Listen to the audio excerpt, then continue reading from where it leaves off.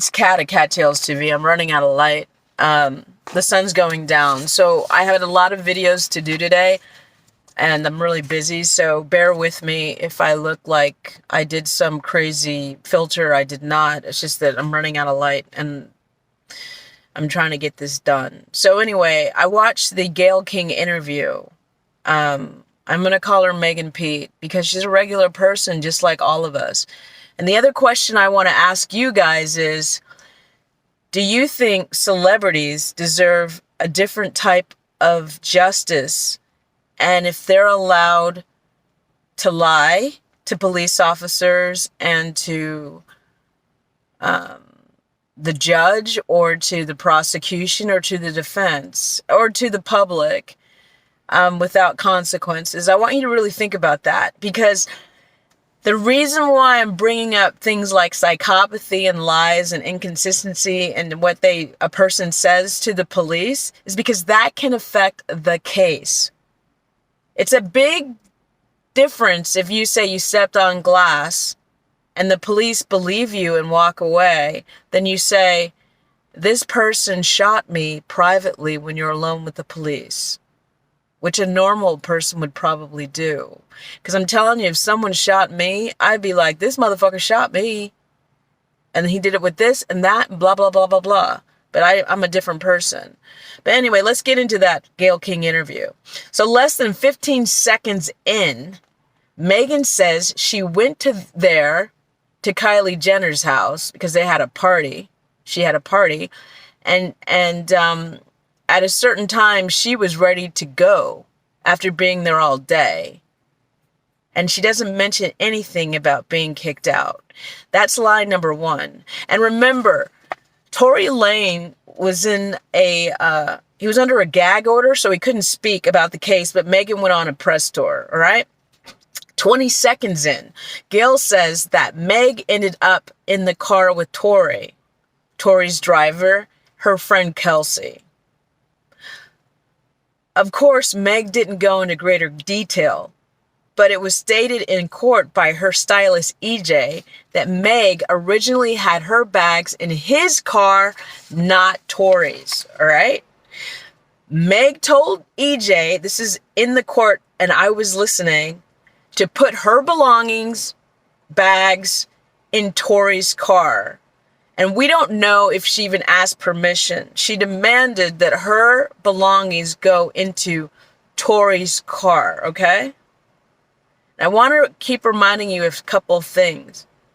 Megan was in control of telling people what to do that night.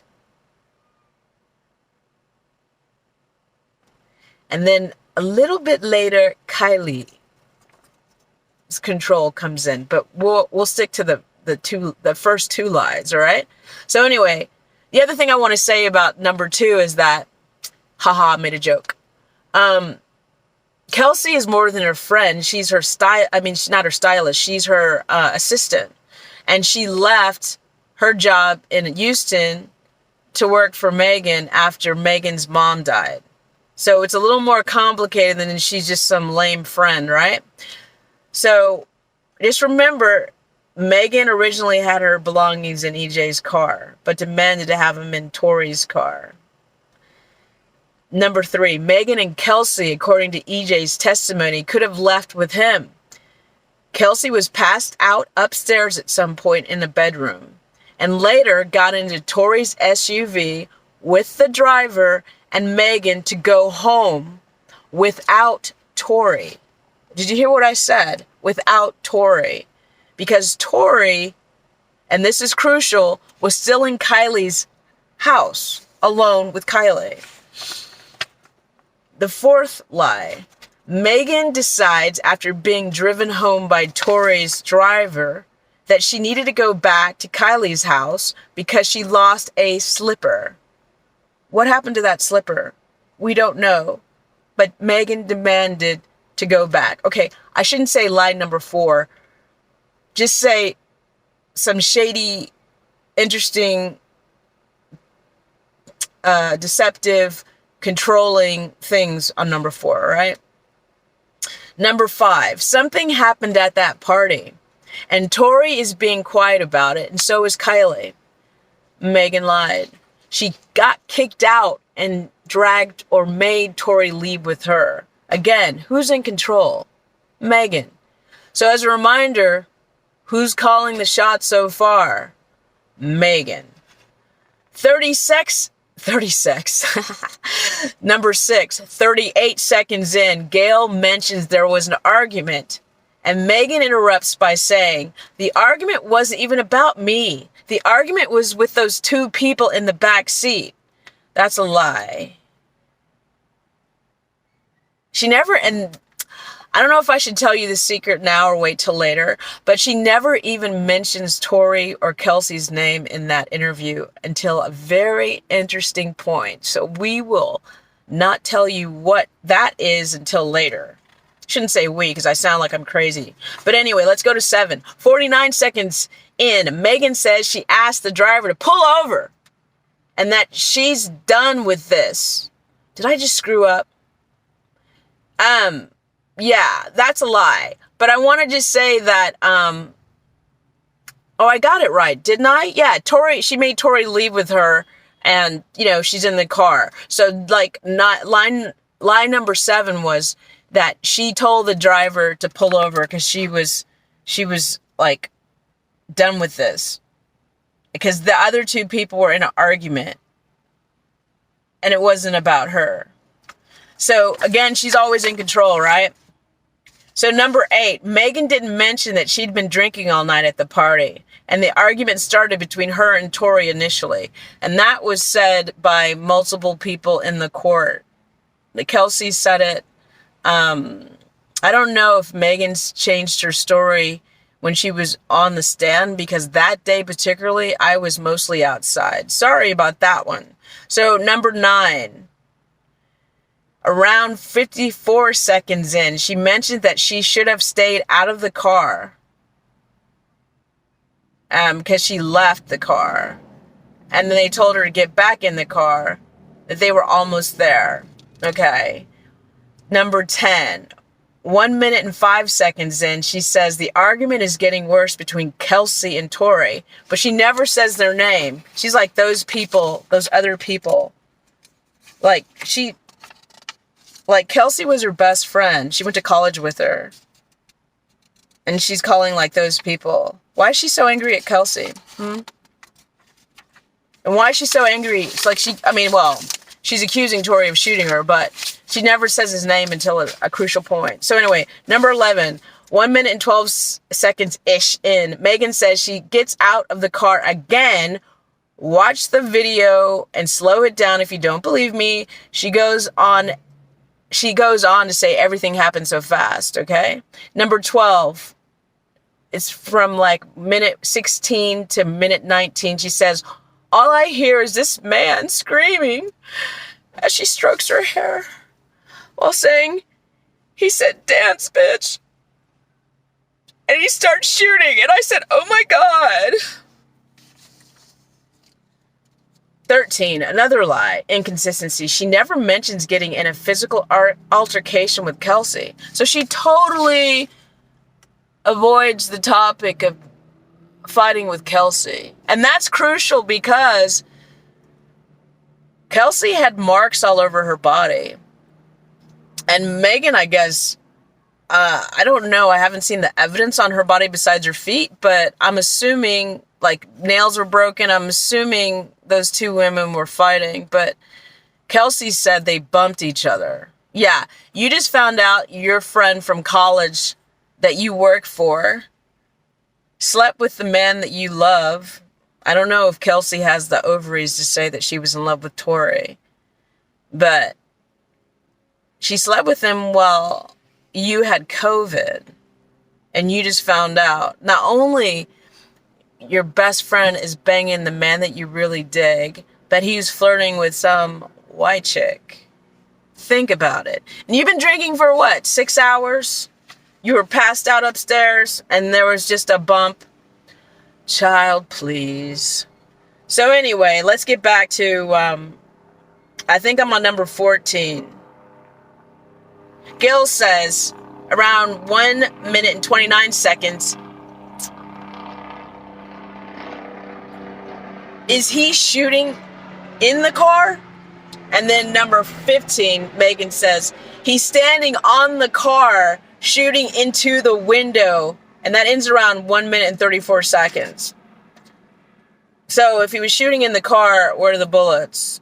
So number 16, Megan says she didn't want to move, that he could shoot something important. Pretty much she feared he might kill her. But she still has never mentioned his name. Number 17, around 2:27, Gayle uses Tori's name. Megan never does. Then she goes on to say, after looking at her feet that are bleeding, he, because she never says his name, Tori, is apologizing and asking her not to tell anyone. Looking down, she says, he said, I will give you $1 million if y'all don't say anything. Interesting side note, when Sean Kelly embellished his testimony on the stand, he put his head down on the most dramatic part, and he said that they were all stomping on Megan, trying to kill her, and were going to throw her in the river. But yet, Megan didn't have any, stomping bruises on her body. So, but the body language, I studied body language in acting. It's really important because when you contort your body in a certain way, you're able to exude a certain, I want to say psychology, but let's say if I stick my chest out, I feel strong and powerful. But if I put my head down and I do this, I can cry and I can make you feel sorry for me because I'm an actress. But anyway, let's get back to number 18. Around 2 minutes and 47 seconds, Megan says, we didn't even make it home. After explaining that he, and again, she doesn't say his name, Tori, offered her $1 million and was saying, don't tell anybody, don't say anything. And she's like, but what are you talking about? Just help me. She says they didn't make it home because at that time the police and helicopters were coming because somebody had already called the police. Okay, number 19, 250, she says, we are all about to die because of the George Floyd incident. Well, that's like a way stretch. What's interesting about Megan, she really picked really big things to change the subject about her inconsistent stories. Seriously. George Floyd is way different than 3 black people in a SUV, and one of them may be recognized by the police by then. Because I'm wondering if Megan Thee Stallion had started making a name for herself, but I'm not sure. But anyway, let's get back to the point. I'm just realizing how manipulative and clever she is. Number 19. Oh, that's already said that. Sorry. Number 20, 3 minutes and 41 seconds. She talks about her feet bleeding and walking backwards outside the car. Number 21. And then the other thing is she was sitting in the back of the car. It gets real confusing because they were playing musical chairs. Was she ever sitting in the front seat? Because she said he shot her. Originally, she said to Gayle that she was shot by Tori through the window. So it's crucial to know where she was sitting when she got shot. But her story changes, and you guys just accept she can just change her story and lie, and it doesn't make a difference, but it does. Because if you're collecting evidence and if you're a detective investigating a crime, you need to know what happened without lies. I hope you guys get this. So, 21, 3 minutes and 51 seconds. She admits to telling the police that she stepped on glass. So she justified a lie. Number 22, Gayle asked her, why did she do that? And 3:57, Megan said, she was trying to protect all of us. Really. Megan is such a saint. She's trying to protect the person who shot her. And who was also flirting with Kylie. And we don't know if Kylie and Tori were in an intimate eating pussy or fucking moment or kissing when Megan came back looking for her slipper and dragged his ass out of there and her ass got kicked out. We don't know because she doesn't tell the truth. All right, so where are we? Yeah, after her protecting everyone. 23, 4 minutes and 5 seconds. Megan, even through this person did this to, was my reaction was to protect him. Oh, Megan says something about, even though this person did this, oh my God, I can't remember what it is. Probably from my whiplash. She's depersonalizing the person by constantly not calling him by his name. Wow.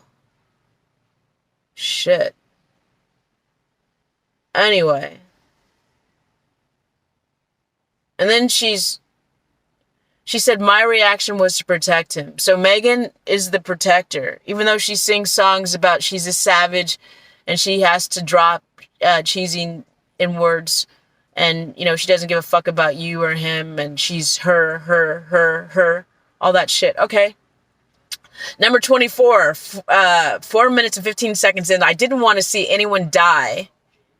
Crying with no tears, sniffling. I noticed that Megan, no offense, has a lot of Botox. That's why her face doesn't wrinkle like mine does. I have a lot of wrinkles because I talk. See that? And I make faces. I have a wrinkle up here and shit. I'm just saying. Because I was trying to figure out what's wrong with her face, but she does a lot of Botox. That's why it's frozen.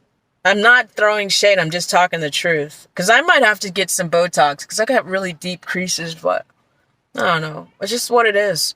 All right, number 25, 4 minutes and 20 seconds in. Megan admits lying to protect the shooter and everyone in the car. She also refers to the people questioning her story. She has an answer for everything. I mean, she's really, she blows my mind. I want to say something, but I'm going to wait till the end because y'all are going to hate me. Anyway, around 4 minutes and 35 seconds, she says she wishes she never said that about stepping on the glass. She wishes she told the truth. Conveniently, right? Because the police could have investigated everything better. No? She controlled the investigation by lying, people. Fucking wake up. 27. Then she says, if I'd saved all of us from dying, then it was meant to be. Is she Megan Pete or Jesus Christ? We don't know. Number 28, 5 minutes in, after being questioned by the police, she said it was just glass after being taken to the hospital. She still insisted that it was just glass. Seriously? You guys want me to believe this shit? God. Anyway, 29, 5 minutes and 34 seconds. They show medical reports from Cedars-Sinai in the Gayle King video, and that says they're bullet fragments, all right? So this is really confusing because, yeah, that could be doctored. We don't know. Because just like she threw up the text messages that weren't real text messages. It was just, you know, they have people in the film industry or TV industry that can make a dummy face of your phone so it looks like a text. That's what they did on the Gayle King interview. It wasn't the actual text. Because the other thing I noticed, anyway, when they showed a text about Megan, Tori shot Meg, Kelsey wrote in the court, I noticed that Meg's name was lowercase, the M, and Tori was in the front, which it just stuck in my head because it just seemed like that could be fake. As in, Kelsey decided to say he shot her when she possibly could have shot Tori. But I could be wrong. We don't know because somebody lied to the police, so they didn't do a thorough investigation that was convenient. Anyway, let's go back. So in number 30, we're talking 30 inconsistencies and lies, okay? Just in the Gayle King interview.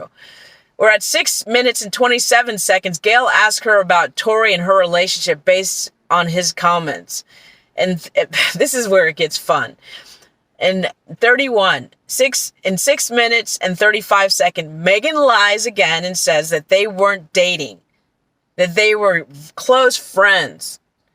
She avoids eye contact because she's like down like that, and then, or she's like doing her eyes. She does a lot of stuff to the side. She avoids eye contact, which can be interpreted as deception. Why did she lie again? Like, why does it matter if she slept with Tori? Who cares? But she made it an issue by lying about it. 32. 6 minutes and 48 seconds in. Gayle asked directly, did you have an intimate relationship with him? Megan lies again and denies it. She says, sexual? She starts laughing. To Gayle. So Gayle asks her again, Megan, did you have a sexual relationship with Tori? She pauses and says, I didn't have a sexual relationship with Tori. That's the first time she said his name when she's denying they were intimate. That says so much about her. It really does. And that is the first, I'm sorry. And when she denies that they were intimate. And I find that telling because that means he really hurt her. He hurt her so bad that she won't even mention his name unless she's laughing about him and denying that they were intimate. People who've been hurt by someone that they loved know exactly what I'm talking about. It's like sometimes you might want to lie about it, but I really believe she had strong feelings for Tori because she wouldn't be doing all this shit if she didn't care about him, which is against her brand because she's a savage, which is real interesting. A black woman calling herself a savage. Fascinating. There's so many levels to this shit. It's very deep. Anyway, 33. Megan says she thinks she's trying. Megan says she thinks he's trying to deflect that he committed a crime and that it's why he's saying they were intimate. So she's saying that by Tori saying that they were in a relationship, he's trying to deflect. Which that means, we all know that she was in a relationship with Tori, so that means she actually was trying to deflect. Bitch! Number 34, 7 minutes and 43 seconds. Megan talks about her anxiety getting worse. She's not trusting as she was. She talks about having a wall and how she tries to be nice as she can to everybody. She's such Mother Teresa. Mother Teresa the Stallion. She says she wishes she could call her mom, but she has to be strong for so many people. Which people? Like, which people is she talking about? And at the end of the video, she says she is a victim. Yeah, she's a victim of bad acting. And by the way, I wasn't aware that Tori and Megan lost their mothers at the same time, and I'm terribly sorry for that. And that a trauma bond can grow between two people. I mean, Tori might have been a decent person, sort of-ish, and he might have actually cared for Kelsey very much, and then Kelsey got COVID. And imagine you're around someone like Megan Thee Stallion who's probably crying and very emotional and very manipulative and very sexual, and you're a man who's got a penis. Obviously, you might bang her, even though you care for Kelsey. So that's where it gets to the point of when people go, why did he apologize? He might be apologizing for being a dick. Not shooting Megan, but being a dick that wanted more pussy. Hello? Sometimes people have a conscience. But I don't think Megan does, actually, after reading this and seeing things in my head.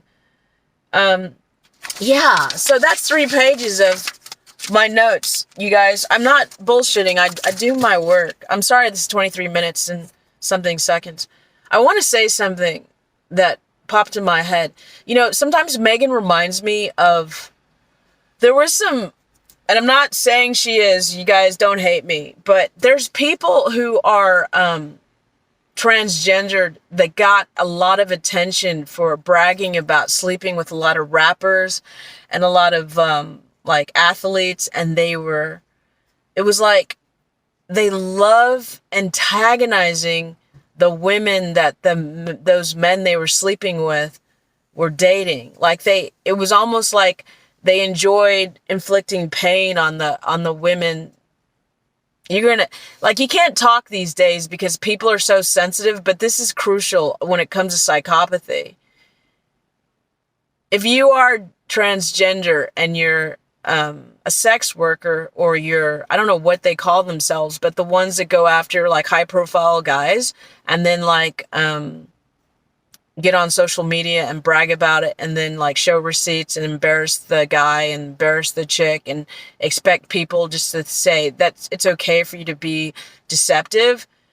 I find that really uncomfortable and not fair. I think people, when they're involved sexually with people, should be honest and not deceptive. And if you're in a relationship, you should tell the other person and let them make a decision if they want to be in the relationship before you become intimate. But that's just the way I roll. Everyone, is different, whatever. But I was hurt very much by a person who lied to me and didn't tell me he was in a relationship. And I knew him for 3 years. So my heart was broken, but I got over it. But he was extremely manipulative and a narcissistic psychopath. So I'm telling you from my own experience, I can see a psychopathic narcissist a mile away. This is Kat at Kattalestv. I hope we can be honest with each other. Bye! Watch my other videos.